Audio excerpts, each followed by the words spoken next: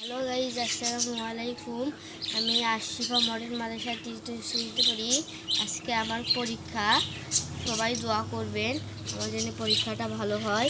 এই যে আমার মাদ্রাসার ড্রেস, এই যে আমার আইডি কার্ড।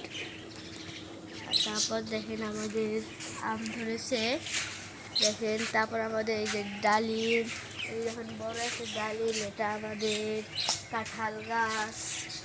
এটা হচ্ছে এটা আমাদের আম গাছ, এটা আমাদের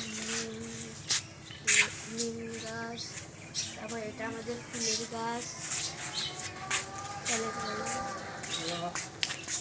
এখানে আমাদের অনেক সুন্দর সুন্দর ফুল। এইটা আমার গাছ, এটা আমি দিয়েছি, অনেক বড় হয়েছে। আগে তারপরে ছিল মরিচের গাছ, এগুলা।